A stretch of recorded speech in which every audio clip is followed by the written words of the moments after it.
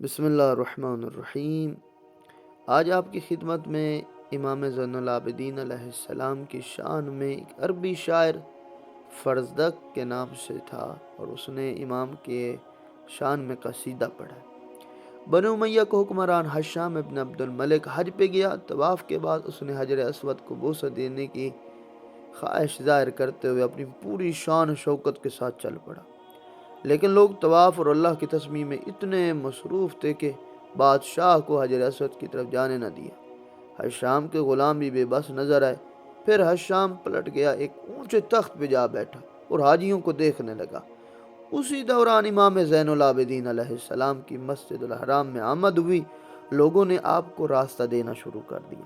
یہ دیکھ کر ہشام حیران ہوا۔ کسی نے پوچھا، یہ کون ہے؟ حالانکہ ہشام جانتا تھا، جان بوجھ کر کہتا ہے کہ میں نہیں جانتا یہ کون ہے، کیوں لوگ اس کے ارد گرد جمع ہو گئے۔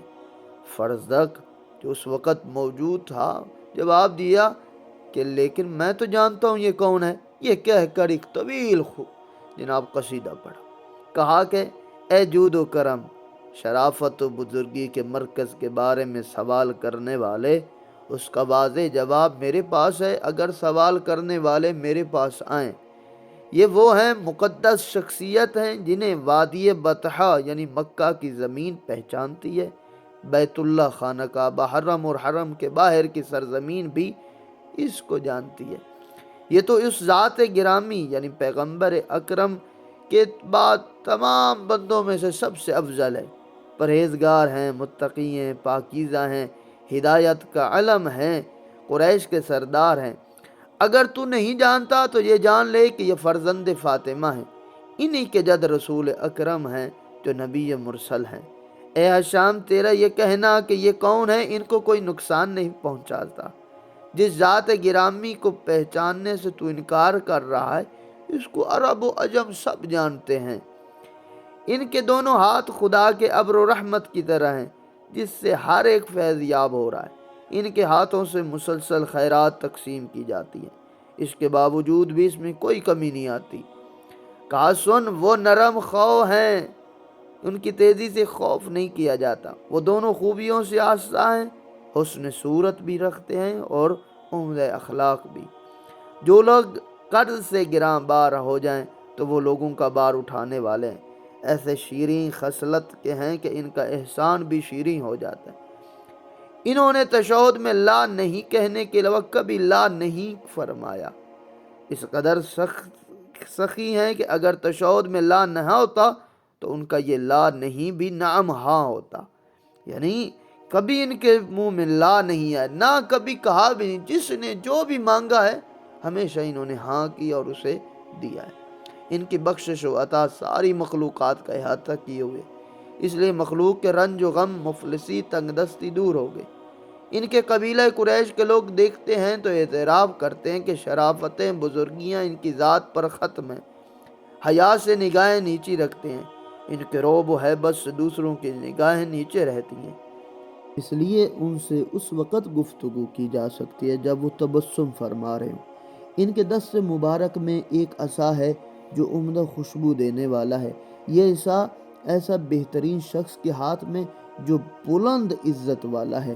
جو حجر اسود کو بوسہ دینے کے لیے آتے ہیں تو ایسا لگتا ہے کہ حجر اسود ان کی خوشبو پہچان کر ان کا ہاتھ پکڑ لے گا۔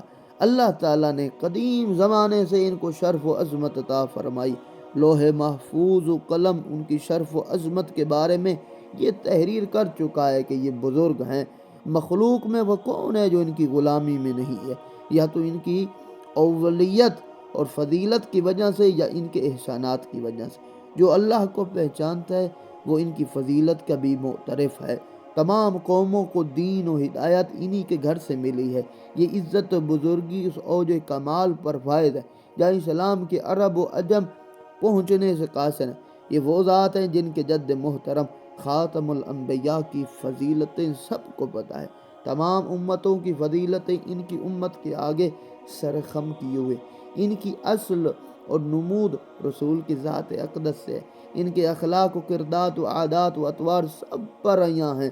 ان کی روشن پیشانی سے ہدایت کا نور ہے جو آفتاب کی مانند تاریکیوں کو دور کر دیتا ہے، اور اس بزرگ خاندان کے فرزند ہیں جن کی محبت عین ایمان ہے، جن کی دشمنی کفر ہے، جن سے قربت نجات اور سعادت ہے۔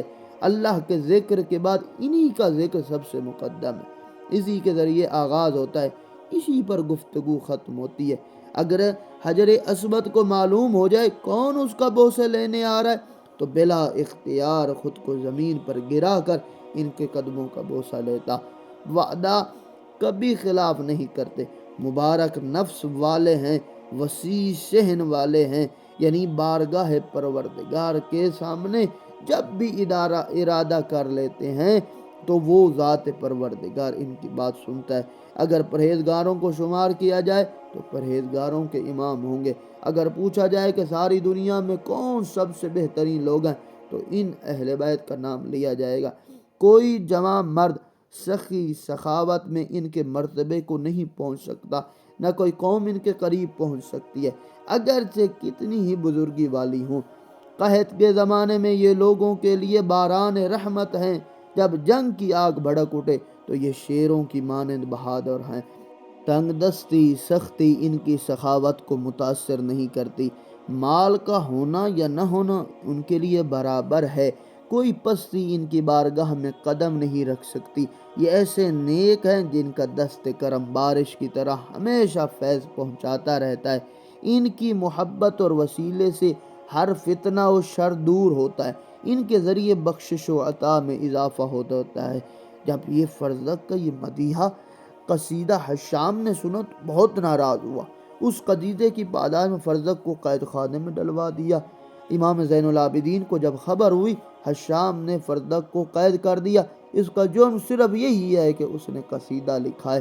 آپ کا دریائے سخاوت جوش میں آیا، بطور انعام خطیر رقم فرزدق کو بھیجائی، مگر فرزدق نے یہ کہہ کر وہ انعام لینے سے انکار کر دیا کہ میں نے وہ قصیدہ صرف اللہ کی خوشنودی کے لیے لکھا تھا یا نظم کیا تھا، اس کے ذریعے دنیاوی مال و متاع کا نہیں ہے۔ لیکن امام نے ارشاد، ہم خاندان اہل بیت سے تعلق رکھتے ہیں، ہمارا طریقہ یہی ہے کہ جب کوئی چیز کسی کو عطا کر دیتے ہیں تو واپس نہیں لیتے۔ بالآخر فرزدق نے اس انعام کو قبول کر لیا۔